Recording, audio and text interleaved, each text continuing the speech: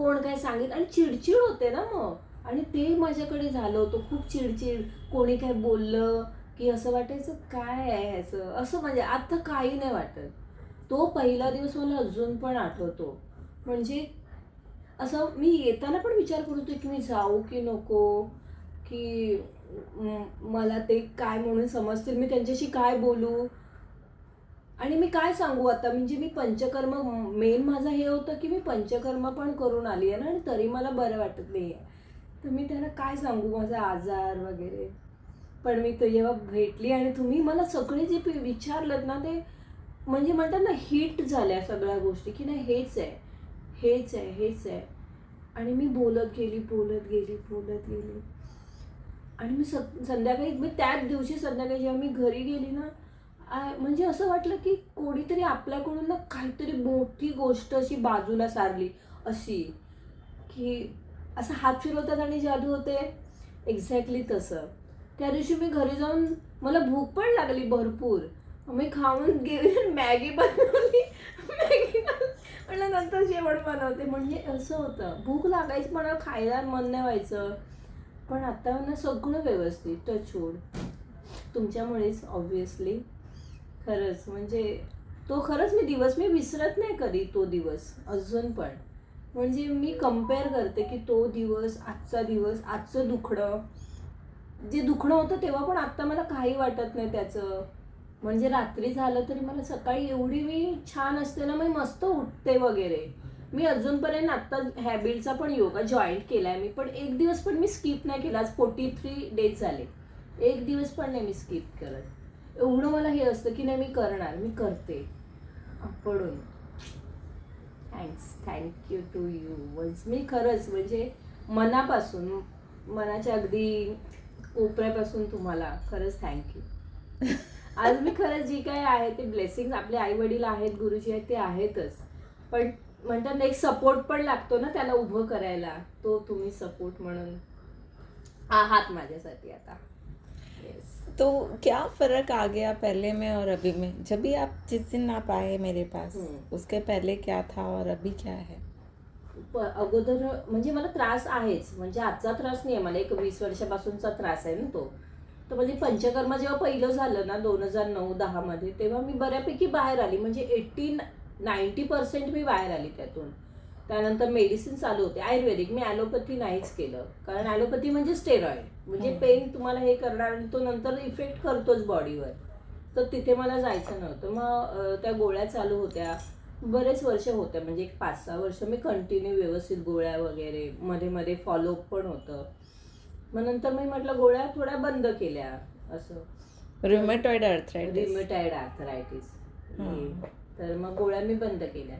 त्यानंतर मग जसं जसं एज वाढतं तसं तसं पण गोष्टी इफेक्ट करतात ना. एज वाढतं, त्यानंतर आपल्या लाईफमधले प्रॉब्लेम्स येत गेले एक एक एक एक. जसे वडील आजारी पडले, आई आजारी पडली, त्यानंतर थोडं फायनान्शियल क्रायसिस, तो एक म्हणजे असे एक एक एक एक गोष्टी होत गेल्या. आणि कळलंच नाही की ती एवढ्या इफेक्ट करतील आपल्याला, कारण जसं एज वाढत जातं तसं तसं त्या अशा बाहेर येतात ना गोष्टी आजाराच्या. ते खूप असं ओझं ओझं ओझं. म्हणून मग मी त्या 5-6 वर्षात मी काहीच करू शकले नाही. म्हणजे घरात फॅमिली मेंबर्स आजारी असल्या कारणाने मला कुठे काहीच करता आलं नाही. म्हटलं ही प्रायोरिटी आहे की इथे मला प्रेझेन्स राहणं आणि त्यांना बघणं गरजेचं आहे. तर मग ते झालं. त्यानंतर मग आई माझी वारल्यानंतर मग मी आत्ता 2024 मध्ये आई वारली, मग 25 मध्ये मी परत पंचकर्म केलं. हाँ, मई में किया ना आपने पंचकर्म 2025 मे मध्ये. हाँ. आणि वाटलं बरं, पण काही काही जे पेन्स होते ना ते तसेच होते, म्हणजे ते क्युअरच होत नव्हते, उलट ते वाढत राहिले. जसं लेफ्ट हँडचा हे होता, म्हणजे हाँ, वो तो बहुत स्टिफ था. हा म्हणजे हात उसके तो फोटोज भी हैं. येस, मानेकडचं वगैरे. म्हटलं हे असं नाही व्हायला पाहिजे ना. एवढं मी पंचकर्म म्हणजे म्हणजे मी म्हणत नाही की मला पूर्ण जादू सारखं, पण काहीतरी रिलीफ मिळायला पाहिजे ना. आणि औषधं पण चालू आहे. मे, जून, जुलै असं मी आपली रोज माझं माझं माझं काय काय करत राहायची, पण काही त्यातून बरंच वाटत नव्हतं. आणि म्हणजे असं मला एक भीती वाटायला लागली मनातून की आता हे असंच राहणार का, मला आयुष्यभर असंच राहायचं आहे काय दुखण्यातच. यातून कधी बाहेरच येणार नाही. तर मी असं सर्च करत होते, म्हणजे यूट्यूबवर मी काही काही असे व्हिडिओज बघते त्या संदर्भातले, असं की आपला आजार आहे मग त्याच्यावर काही इलाज आहे का किंवा असं. तर तेव्हा मला ते देशपांडे आहेत ना, त्यांचा मी व्हिडिओ बघितला मेरू चिकित्सेवरचा, आणि मला तिथे थोडंसं क्लिक झालं की म्हणजे त्यांनी जे एक्सप्लेन केलं ना की असं असं शरीरात असतं आणि इथे इथे ते अडथळे असतात, ते आपण समजा बाजूला केले तर जसा ब्लड फ्लो आहे किंवा आपले विचार आहेत ते बाहेर पडतात किंवा त्याला एक मार्ग मिळतो आणि ते मोकळे होऊन हे होतात. मग तेव्हा मग मी सर्च केलं की, कारण त्यांचा मला ॲड्रेस वगैरे काही माहीत, म्हणजे त्याने ते मला लांब पडणार होतं कारण मी जॉब पण करते. मग म्हटलं नाही तेवढं मला शक्य होणार नाही. मग मी परत गुगल सर्च केलं की मेरू चिकित्सा जवळपास नियर बाय मी. तेव्हा मग तुमचा नंबर मिळाला. त्याला पण मी आठवडा घालवला मध्ये, तुमचा नंबर मिळाल्यानंतर पण. कारण मला असं होतं ना की मी सांगणार काय त्यांना, म्हणजे कसं सांगू, मला समजून घेणारं मिळायला पाहिजे. असं नाही की हां हे घ्या गोळ्या आणि हे करा मग तुम्ही करत, असं नको. समजून घेणारं, ॲक्च्युअल काय पॉईंट आहे माझा बेस, तो मग कळून घ्यायला माणूस कोणतरी असं हवं.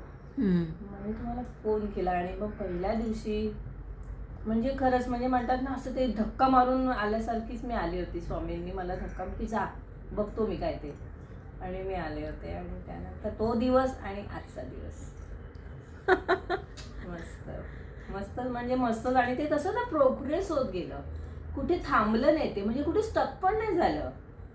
म्हणजे तुम्ही बॅच थेरपी चालू केली ती, त्यानंतर मग आपण थोडा वेळ घेतला मध्ये की बॅच फ्लॉवर थेरपीने मला कुठे कुठे ज्या गोष्टी आहेत त्या रिअलाइज होणं, अवेअरनेस येणं की आपण कुठे चुकतोय, म्हणजे काय गोष्टी आहेत ज्यामुळे आपल्याला अफेक्ट होतं. त्यानंतर मग मेरू चिकित्सा झाली आणि म्हणतात ना असं डबल डोस गेले आणि असं झालं ते खरंच. म्हणजे आणि म्हणजे असं की ग्रॅज्युअली होत गेलं, असं नाही की आज केलं उद्या झालं आज केलं, हळूहळू हळू.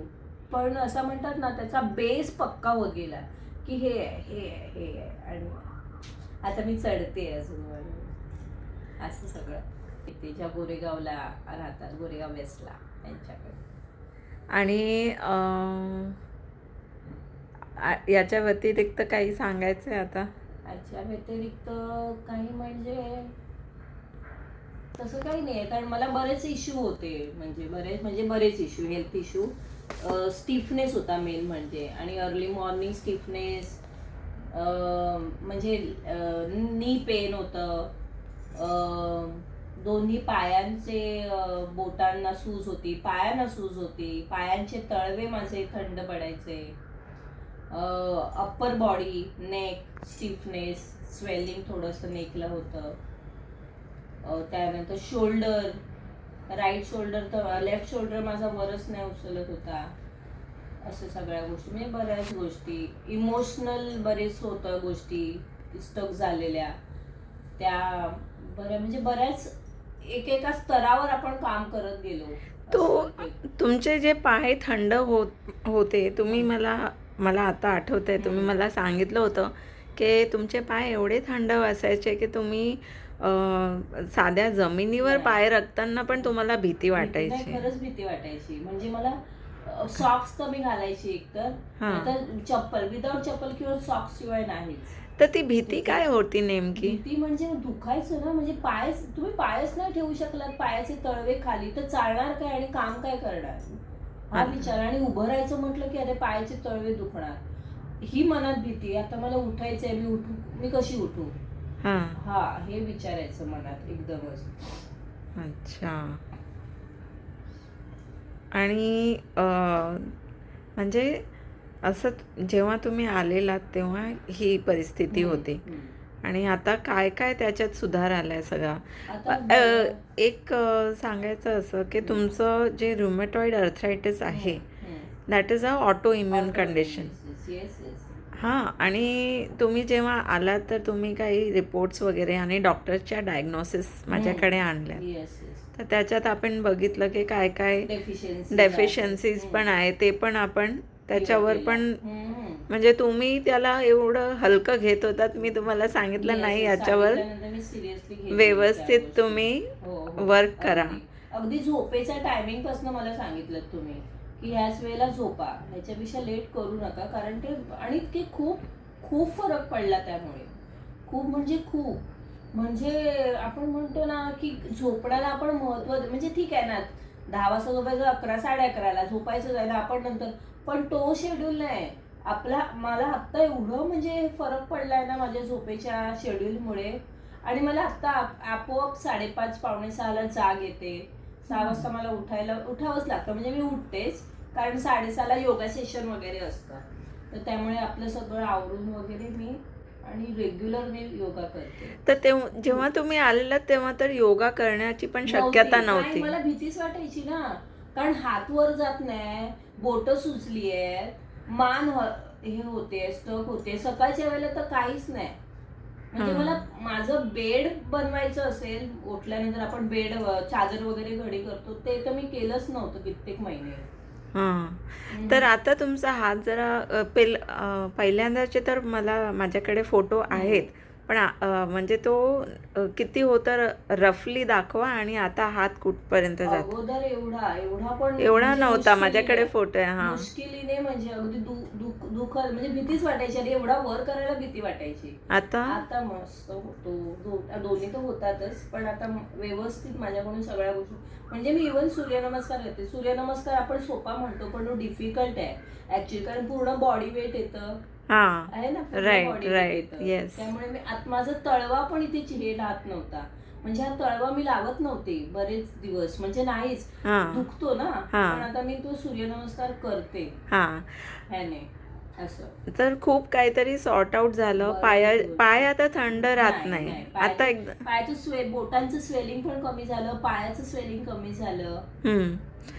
त्यानंतर जे स्टिफनेस व्हायचं ते पण कमी झालं. थंड आणि आता काही प्रॉब्लेम जरी आली तर ती टिकत नाही. टिकत नाही. राहत नाही. म्हणजे अगोदर कसं ना, म्हणजे आज माझा प्रॉब्लेम चालू झाला संध्याकाळी, तो आज संध्याकाळ, उद्या संध्याकाळ, आधीच, आणि त्यानंतर परवाच्या नंतर सकाळी दुपार नंतर हळूहळू कमी व्हायचं.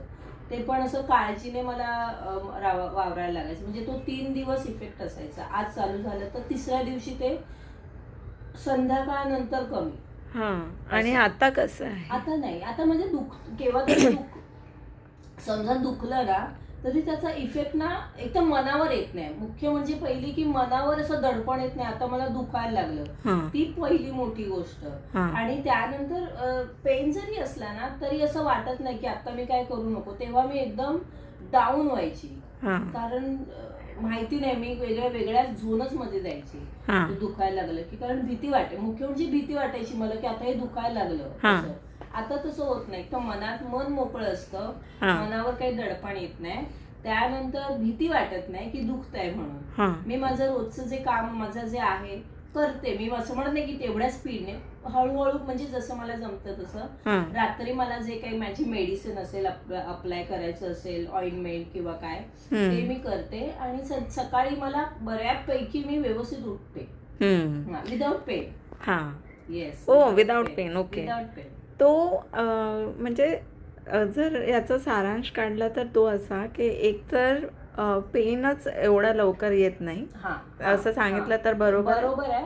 आणि त्यात सर्वात मोठा भाग आपल्या मनाचा आहे, की आपण मनावर काही गोष्टी घेतो ना, की अरे आता दुखायला लागलंय, मग ते लक्ष तिकडेच जात राहतं. ते मला ना बॅच फ्लॉवर थेरपीने खूप सपोर्ट केला त्यासाठी. म्हणजे ते येतच नाही मळप की आता दुखायला लागलंय, आता मी कसं करू, आणि ते इमोशनल मी होतच नाही तेवढी अशी. तर खूप सुंदर. अच्छा, how did you feel during your Meru चिकित्सा सेशन? जेव्हा सेशन चालू असतं तेव्हा तुम्हाला कसं वाटलं? मेरू चिकित्सा चालू झाल्यानंतर मला जेव्हा पहिलं सेशन दिलं गेलं, कारण मला बॅच फ्लॉवर थेरपीने माझे एकदम मनाचे जे मळब असतात, मी तर म्हणेन एक मळब असतं की आपण बरे होणार की नाही, आपण इथेच राहतो की नाही, ती एक मळब दूर झाली. आणि त्यानंतर पहिला मेरू चिकित्सा दिल्यानंतर मला बऱ्यापैकी गोष्टी अशा म्हणतात ना, अवेअरनेस आलं त्या गोष्टींमुळे, की नाही काही गोष्टी तरी म्हणजे असं आपल्या बॉडीत म्हणजे अवेअरनेस असेल तर जाणवतात. तर ते मला थोडं असं ना अवेअरनेस, आपण म्हणतो हळूहळू फुल खुलत जातं, तसं माझं ना ते होत गेलं हळूहळू गोष्टी, की बाबा नाही, काहीतरी आपल्या बॉडीमध्ये हालचाल होते आहे, आपली बॉडी काहीतरी आपल्याशी बोलते आहे, हेही मला त्यानंतरच कळायला लागलं. अवेयरनेस हळूहळू वाढली, हळूहळू अगदी म्हणजे सजगता. सजगता. हा स और इसीलिए मैं है ना अधिकतर लोगों को बोलती हूँ कि इनफॅक्ट आपको भी मैंने जब हमारी बातचीत हुई माझं तुमच्याशी जेव्हा बोलणं झालं, मी तुम्हाला सांगितलं की 15 सेशन कमीत कमी सुरू करा. मग तुमचं जे कंडिशन आहे त्याच्या हिशोबे कशी तुमची प्रोग्रेस आहे आणि मी तुम्हाला हे सुद्धा तुम्हाला आणखीन सेशन्स लागतील, पण तुम्ही सुरुवात 15 सेशनने करा. होय होय होय. तर त्याचं तुमचं प्रत्येक वेळेला जे गायडन्स मिळालं ना, ते मला खूप सपोर्ट करत गेलं. कारण मला ह्यातून बाहेर यायचं होतं, मला इथे स्टक व्हायचंच नव्हतं. कारण लाईफ हे दुखणं घेऊन बसल्यानंतर लाईफ तिथे स्टकच होते ना, कारण तुम्ही कुठे जाऊ शकत नाही, विचारच करू शकत नाही की मी काहीतरी दुसरं करू शकेन. हे माझं झालं होतं. त्यामुळे तुम्ही जो प्रॉपर वेळच्या वेळी, म्हणजे प्रत्येक वेळी जो गायडन्स देत गेला, प्रत्येक वेळी मला विचारलं की आज थेरपीमध्ये काय वाटलं आहे, तुम्हाला काय कळलं आहे, तुम्हाला कुठे काय वाटलंय का, जे मी तुमच्यावर शेअर केलं गेले आणि त्यानंतर मला जो गायडन्स मिळाला तो खूप खूप म्हणजे आज मी त्या गायडन्समुळेच व्यवस्थित बसली इथे आणि तुम्हाला आज मी सांगते जे काही सांगते ते.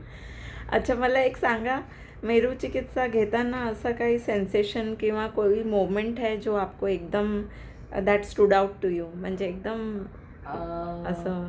एक तर मला लोअर बॅकचा पण प्रॉब्लेम होता, जो मी आता तो तर कम्प्लिटली गेला ना? कम्प्लिटली म्हणजे नाहीच आहे आता, म्हणजे मी फील पण नाही करत. खूप वेळ झाला त्या गोष्टीला. तुम्ही मला जवळजवळ I think I don't remember with session, पण इनिशियली काही सेशन नंतरच तुम्ही 4-5 झाले होते सेशन आणि मी म्हटलं आता मला लोअर बॅकचा प्रॉब्लेम गेला. लोअर बॅक नी पेन मला आता नाही आहे, म्हणजे मी उठते बसते वगैरे. सुपर. हा नी पेन नाही मला, तर मी व्यवस्थित हे करते वगैरे.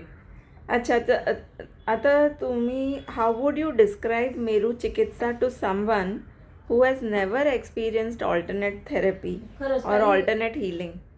ओके, अल्टरनेट हिलिंगसाठी समजा खरंच कोणाला सिरियस असा प्रॉब्लेम असेल तर त्याने समजा आपल्याला एक वेगळं काहीतरी तुम्हाला त्यातून बाहेर यायचं असेल त्या आजारातनं, तर मी तर रेकमेंड करेन की त्याने खरंच ह्या सेशन्स घेऊन बघाव्यात. स्वतःचा एक्सपिरियन्स माझा तर खूपच अवर्णनीयच आहे, म्हणजे मी त्याला आता डिस्क्राईब पण करू शकत नाही शब्दात, जे आज मी एक्सपिरियन्स करते आणि जो माझा अगोदरचा एक्सपिरियन्स होता. हे फक्त आज त्या मॅडम आहेत त्याच सांगू शकतील, जेव्हा ती व्यक्ती सोनल मॅडम. आणि खरंच त्याने एक मी तर खरंच रेकमेंड करेन की ज्यांना जर आजार असेल कुठला ऑटोइम्यून डिसीज म्हणा, किंवा जो क्रोनिक आजार असतात, किंवा इमोशनल पण माणूस ज्यामुळे तो आजाराकडे वळला जातो, तर त्यावर जरी तुम्हाला काही उपाय करायचे असेल किंवा उपाय घ्यायचे असेल तर त्याने ॲटलिस्ट व्हिजिट करून एक कन्सल्टंट करावं, असं माझी खरंच. ओके, एक सांगा, ह्या हिलिंगने तुमच्या इमोशनल किंवा एनर्जेटिक लेवलवर काय इम्पॅक्ट दिसला तुम्हाला? एनर्जी माझी आता अगोदरचं मी काहीच म्हणजे आता मी आणू पण इच्छित नाही त्या गोष्टी, मी काय इमोशनल होते आणि माझं काय बॉडी लँग्वेज होती. पण आत्ता मी बऱ्यापैकी म्हणजे आता मला बाजारात जायचं असलं तरी मला विचार करायला लागायचा, मी एकदा घरी गेल्यानंतर पुन्हा निघायचं म्हणजे. पण आता तसं नाही होत. आता मी घरातलं काम आवरून बाबा जायचंय पटकन जाऊन येऊया, तर मी जाऊन येऊ शकते. मी बऱ्यापैकी स्वतःला ऍक्टिव्ह समजते माझ्या दृष्टीने, जे मी नव्हते अगोदर ना. लोकांना वाटेल हे काय आम्ही करतो, पण जे आजारात असतो किंवा ज्याला जे दुखणं असतं त्यातून तो बाहेर आल्यानंतर ते काय म्हणतात ना, एक मन असं उडत असतं छानपैकी, असं तरंगत असतं की नाही छान आहे, म्हणजे आपण ह्यातून बाहेर येऊ शकतो, म्हणजे आपण काहीही करू शकतो. हा जो कॉन्फिडन्स येतो माणसाला ना, तेव्हा माणूस एका वेगळ्याच ह्याला असतो. ओके, तर did it help you to feel more balanced, more calm और कनेक्टेड इन एनी वे?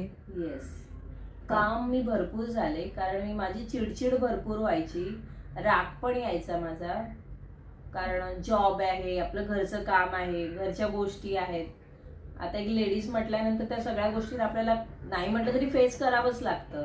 त्यामुळे होती ती चिडचिड, किंवा इथली चिडचिड तिकडे, तिकडची चिडचिड इकडे, किंवा अननेसेसरी पण व्हायचं. असं काही नाही की कारणच हवं, पण आत्ता तसं होत नाही. कारण असलं तरी मी नाही, त्या गोष्टी मी अवॉइड करते की जाऊ दे ना, उगाच आपल्याला आपल्याला त्रास होणार आहे ती गोष्टला जाऊच नाही. आणि तसंच काही असेल की आपण मार्गदर्शन करून किंवा एका वेगळ्या पॉइंटने त्या गोष्टी समजून घेतल्यात तरी, म्हणजे हा विचार माझा आत्ता बऱ्यापैकी, म्हणजे मला पण सरप्राईज होतं की काही काही चिडण्यासारख्या गोष्टी होतात तरी मी चिडत नाही हल्ली, की नाही जाऊ दे म्हणून, की नको उगाच, नाही होत आहे ना व्यवस्थित, होईल, आज नाही आलं तर उद्या होईल.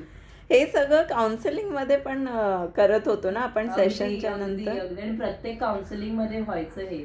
And did it help you? म्हणजे भरपूर भरपूर, म्हणजे नाही तो माझ्या, बघा मी चिडचिड केली तर माझ्या शरीराला, मनावर ताण येतो, मनावर ताण आला की तो शरीरावर होतो, आणि माझा आजार आहे ऑटोमेन डिसीज, आणि मग तो ऑटोमॅटिकली सगळं स्टीव स्टक मग झालं.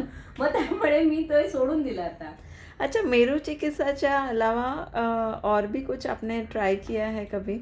मी ह्या व्यतिरिक्त फक्त मी हे केलं, पंचकर्म केलं होतं, त्या व्यतिरिक्त मी बाकी काहीच नाही ट्राय केलं. अच्छा. And what help you to trust this healing modality? मी बाहेर आली आहे, हा एवढाच ट्रस्ट आहे माझ्यासाठी. बाकी ह्याच्या व्यतिरिक्त मी ट्रस्ट, म्हणजे मला काय येतं, मी आता क्लाइंब करू शकते, म्हणजे गिरणार पण. इनिशियली तुम्ही जेव्हा आलात तर हां. तुम्हाला कसं तुम्ही याच्यावर विश्वास ठेवू शकलात? हा विश्वास म्हणजे, नाही म्हणजे विश्वास बरोबर आहे की पहिला आपण विश्वास ठेवणं खूप गरजेचं असतं. विश्वास मी असा ठेवला की जेव्हा मी तो यूट्यूबवर हे बघितलं ना, तिने त्या ज्या पद्धतीने त्या एक्सप्लेन केल्या होत्या गोष्टी, आणि ते मला रिलेट झाल्या, माझ्या आजाराशी रिलेट झाल्या, की मला असं वाटायचं की का इथेच का थांबतोय हे दुखणं, इथेच का, फक्त एवढं का. आणि माझं डाईट असं ऑड पण नाही आहे की मी काही खाते आहे, बर्गर पिझ्झा किंवा बाहेरचं आमचं खाणं नाही आहे, तरी ह्या गोष्टी एवढं प्रिकॉशन घेऊन सुद्धा होत आहेत. मग ते एक गोष्ट, आणि मला ह्या आजारातून मुख्य म्हणजे बाहेर पडायचं होतं, मला ह्यामध्ये राहायचं नव्हतं, ह्या सगळ्या ह्या मनस्थितीत, ह्या परिस्थितीत, ह्या मानसिकतेत, ह्या शारीरिक व्याधीमध्ये. तर तो एक मोठी गोष्ट होती माझ्यासाठी. How did you feel being guided through the session? या सेशनच्या दरम्यान जे गायडन्स तुम्हाला मिळत राहिलं सेशनच्या वेळी, तर त्याच्याने तुम्हाला असं चांगलं काय काय म्हणजे काय अनुभवलं त्यावेळी? गायडन्स म्हणजे मला प्रत्येक वेळी सेशन घेतल्यानंतर किंवा थेरपीच्या वेळी जेव्हा आपण तेव्हा करतो, पण तेव्हा पण म्हणजे जेव्हा विचारलं गेलं की आज काय वाटतं आहे, म्हणजे कुठल्या कुठल्या इमोशन्सवर तुमचं आता किती कंट्रोल आहे, किंवा काय तुम्हाला आत्ता जे विचार अगोदर होते त्याबद्दल आता काय वाटतं आहे, आता त्याबद्दल तुम्ही काय फील करता आहात, किंवा आता तेवढ्याच प्रमाणात तुमची चिडचिड होते का, तेवढ्याच प्रमाणात तुमच्यावर असं मनावर भार येतोय का त्या कुठल्या गोष्टींचा, ऑफिस वर्क आहे किंवा कामाचंही आपल्या बर्डन असतं घरातल्या, किंवा कुठल्याही गोष्टींचं, की रिलेशन्स आपले घरातले असतात नातेवाईकांचे, ते एक बर्डन असतं. तर तुम्ही जसं जसं विचारत गेला तर प्रत्येक वेळी त्या गोष्टी मी सॉर्ट आउट, म्हणजे तुम्ही त्या पद्धतीने सॉर्ट आउट केलं की ही गोष्ट आपण कशा पद्धतीने मांडणं किंवा कशा पद्धतीने ती स्वीकारणं हा एक सुद्धा हे असतो ना. आपण प्रत्येक गोष्टी निगेटिव्ह बघत राहिलो की त्याचाही परिणाम होतो. तर त्यामुळे ही गोष्ट आपण पॉझिटिव्हली घेतली तर त्याचा वेगळ्या प्रकारे शरीरावर परिणाम होतो आणि तुम्हाला खूप हेल्पफुल झाला. आणि असं या नॉन जजमेंटल स्पेसमध्ये आणि सेफ स्पेसमध्ये तुम्ही हे सेशन्स घेतले, म्हणजे तुम्हाला इथे येऊन कोणी जज करत आल्यानंतर तसं वाटलं का? अगदी अगदी अगदी अगदी. म्हणजे इथे मी कुठलाही काहीही शेअर करू शकते, इवन कुठली गोष्ट, म्हणजे पर्सनल आहे, ऑफिशियल आहे, कमर्शियल आहे, जे काही मला वाटतं ते मी इथे येऊन बोलू शकते. अच्छा. मेरू चिकित्सा तुम्ही हू would you recommend Meru Chikitsa two and का? कुणाला तुम्ही मेरू चिकित्सा रेकमेंड कराल आणि का? की ज्यांना पण म्हणजे इमोशनल आपण असतो पण आपल्याला त्या गोष्टी कळत नाहीत कधी कधी की त्याचा इफेक्ट कुठे होतोय, कशा प्रकारे होतोय, आणि त्या गोष्टी कधी कधी आपल्या मनावर एवढा बर्डन देतात की त्याचा शारीरिक हळूहळू इम्पॅक्ट होत जातो. तोही आपल्याला, पण तो एकदम असा भरपूर झाला किंवा क्रोनिक आपण म्हणतो, काही काही आजार क्रोनिक असतात, पण ते क्रोनिक का होतात की आपण एक तर त्याच्याकडे दुर्लक्ष करतो किंवा ॲलोपॅथीच्या मेडिसिन घेऊन सरफेस करतो टेम्पररी की आता एक तेवढ्यापुरतं. पण ज्यांना मी तर ह्या गोष्टी म्हणेन की ज्यांना ऑटोइम्युन डिसीज असेल, इमोशनली जरी कोणी असेल, ज्यांना आजार आहेत, त्यांनी एकदा कन्सल्ट करावं असं मी ते रेकमेंड करेन. की कुठल्याही लेवलवर तुम्ही ह्या गोष्टी करू शकता. असं नाही की आजारही हवेत. जस्ट तुम्ही एक कन्सल्ट करून गेलात की काहीतरी आपल्याला वेगळं वाटत असतं, पण कधी कधी आपण व्हॉइस आउट होत नाही आणि मग त्या गोष्टी अशा अशा अशा अशा अशा अशा एक एक साचत जातात. फक्त कन्सल्ट करावा की सेशन्स घ्यावे? कन्सल्ट करून तुम्ही गाईड करालच त्याला प्रॉपर वे की आपण एवढ्या हे करून सेशन घ्यावे. मी तर म्हणते सेशन तर कारण फक्त कन्सल्ट कन्सल्ट करून उपयोग नाही, म्हणजे कन्सल्ट करून सेशन घ्यावे आणि त्याचा खरंच म्हणजे तुम्हाला जाणवेल स्वतः की की ह्या गोष्टी पण आहेत, ह्या गोष्टी पण इथे अडकल्या होत्या आणि आपण त्यातून किती बऱ्या आणि सहज बाहेर येतो. असं कुठलंच काही नाही की हा इंजेक्शन आहे, टॅबलेट आहे, हे घ्या ते घ्या, असं काही नाही. आणि ते 15 सेशन संपल्यानंतर म्हणजे वो 15 सेशन खत्म होने के बाद में आपने और फिर आपको क्या नजर आया? ऑब्वियसली कुछ आपको समझ आ गया Yes. जिसकी वजह से आपने डिसाइड किया कि अभी मुझे ये लेते रहना 15 है. सेशन झालं, 15 सेशन मला होतेच म्हणजे हां. मी घेणारच होते, पण 15 सेशन मध्ये मला जे इम्प्रूव्हमेंट वाटलं की नाही ह्या गोष्टी जर एवढ्या लेवलवर जाऊन जर मला ह्या 15 सेशन मध्ये देता आहेत, म्हणजे आपण म्हणतो ना एक आपण इथेच डोंगराच्या पायथ्याशी आहोत, आपण डोंगरवरी चढूच शकत नाहीये. तो आज मी ज्या वेळेला विचार केला की नाही आता मी अर्धा तरी डोंगर चढू शकेल, की मी एवढी तरी माझ्यामध्ये कॅपॅसिटी आली, कॉन्फिडन्स आला आहे, माझी बॉडी मला सपोर्ट करते आहे, मी ॲटलिस्ट मग म्हटलं अजून थोडं आपण जरा स्वतःला पुश केलं किंवा पुढे गेलो तर आपण बऱ्यापैकी म्हणजे तो कदाचित आपण डोंगरही पार करून जाऊ, एवढा मला तो कॉन्फिडन्स आला. आणि त्या म्हणून मी कंटिन्यू केलं की म्हटलं जो आहे आजार जे काही आहे ते छोट्या छोट्या गोष्टी त्यातून पण आपण बाहेर येऊ लवकरात लवकर असं. ओके. छान. एका ओळीत जर सांगायचं असेल काही, इफ यू कुड describe your experience in 1 sentence, तर ती ओळी कशी काय म्हणाल तुम्ही? तुमच्या हृदयाने सांगा जे काही सांगायचं आहे. हा हृदय आणि म्हणजे एका ओळीत तुमचं जे काही अनुभव आहे जर सांगायचं असेल तर काय सांगाल? शांत, समाधानी, सुखी आणि आरामाचं जीवन जगायचं असेल तर जगायचं असेल आणि स्वतःला मनापासून काही गोष्ट एक साध्य करायची असते. आपला एक एम असतो लाईफमध्ये की आपल्याला निदान हे तरी करता यावं किंवा ह्या गोष्टी आता आपण जॉब करत आहोत तर जॉब नंतर आपण आता रिटायरमेंटची वेळ आली, आपण निदान इथे तर त्या गोष्टी काही खरंच साध्य करायचं असेल ना तर माणसाने आपल्याला त्या ह्याच्यातून बाहेर येणं गरजेचं आहे. म्हणजे म्हणतात ना वाईड रेंज, तर मेरू हा तुम्हाला खूप सपोर्ट करेल, खरंच खूप खूप सपोर्ट करतो. का सपोर्ट करतो मी म्हणते की तो फक्त बॉडीवर नाही तो तुमच्या मनावर, आत्मा म्हणेन मी तर, मनापेक्षा आत्म्यावर खूप परिणाम करतो आणि तुम्हाला जेव्हा ते फील होतं ना तेव्हा तुम्ही स्वतःच त्या गोष्टीकडे आकर्षित होता की नाही काहीतरी वेगळं आहे.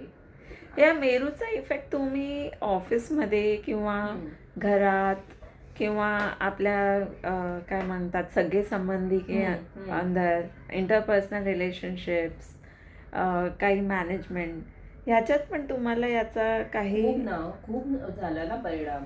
कारण ऑफिस म्हटल्यानंतर तिथे स्ट्रेस आहेच, म्हणजे आज मीटिंग्स आहेत, उद्या कुठे बाहेर जायचं आहे, आमचे कोर्ट्समध्ये मॅटर असतात, कोर्टमध्ये मॅटर म्हटल्यानंतर मग सगळंच म्हणजे सगळं उलटपुलटच असतं. मग त्यामुळे मग मला खूप खूप खूप हेल्प झाली. म्हणजे मी सांगू शकत नाही की मला कुठे कुठे ह्या गोष्टींचा उपयोग. एक तर मुख्य म्हणजे कामनेस आला माझ्यामध्ये. ती हडबडी होते किंवा आपण हडबडी इन द सेन्स की आपण नाही म्हटलं तरी स्ट्रेस येतोच आपल्याला की अरे उद्या कोर्टमध्ये जायचं आहे, हे ब्रीफिंग आहे, ह्याला अटेंड करायचं आहे किंवा जे काही आहे ते, किंवा उद्या बाबा मीटिंग्स आहेत तर त्याचं प्रिपरेशन असतं वगैरे. तर ते मला खूप गोष्टी हेल्प झाल्या. छान छान. तर असं म्हणतात की 8 प्रकारच्या लक्ष्मी असतात. है ना, संतान लक्ष्मी, वैभव लक्ष्मी, मला सगळे नाव आता मला पण एकदम तोंडी नाही आहे. तर त्याच्यात हे स्वास्थ्याचं पण मला वाटतं कदाचित एक लक्ष्मी माता असणारच, अगदी नाही का? तर तुम्हाला असं वाटतं की ह्याच्यात म्हणजे मी असं विचारते समोरून की ह्याच्यात जर आपण लक्ष दिला तर बाकीच्या सगळ्या लक्ष्मी पण खूप आपणहून येतात. कारण म्हणतात ना, निरोगी शरीर हेच पूर्ण सॉरी बराच वेळ बोलते ना. आप बहुत लड्डू खा रहे हो कुछ दिनों से. नाही, मी बराच वेळ बोलते ना कदाचित म्हणून ते हे होतं. हा बोलते. आपण म्हणतो निरोगी शरीर, त्यानंतर निरोगी आयुष्य, हेच तर पूर्ण म्हणतो ना आपण आयुष्याची गुरु किल्ली. आपण एक वेळ म्हणतो की पैसे नसले तरी चालतील, आपण अर्ध खाऊ, पण तब्येत चांगली ठेवा. का म्हणतो? ह्याच गोष्टीसाठी म्हणतो. ओके अशी एक आहे. ओके. मला आतापर्यंत मी ज्या गोष्टींबद्दल माझ्या अनुभवाबद्दल बोलत होते आणि मेरू चिकित्सा आणि थेरपी या गोष्टींबद्दल मी जो तुम्हाला आतापर्यंत एक्सप्लेन केलं, त्या ज्यांच्याकडून आणि मी घेत होते त्या या आहेत. त्यांचं नाव आहे सोनल काबरा. या और ग्रेट. तो बहुत लोगों ने रिक्वेस्ट किया था कि हमको जानना है, तो हमने ये शूट किया और इंसिडेंटली एकदम ऑन द स्पॉट शूट किया है हमने, कोई प्लानिंग नहीं करी. और सारिका जी मराठी में बहुत कंफर्टेबल थे तो हम लोगों ने मराठी में ये शूट किया है. आई होप आप लोगों को इससे काफ़ी जानकारी मिली होगी और अगर पॉसिबल रहा तो निकट भविष्य में हम हिंदी में भी शूट करेंगे आपके जानकारी पर्पस के लिए. So thank you so much. Thank you. आपको थैंक यू. बहुत सारे लोग यहाँ पे सेशंस लेके जाते हैं और काफ़ी उनको फ़र्क पड़ता है, लेकिन कई बार जो भी उनके रीजंस है वो लोग इतना खुल के शेयर नहीं कर पाते.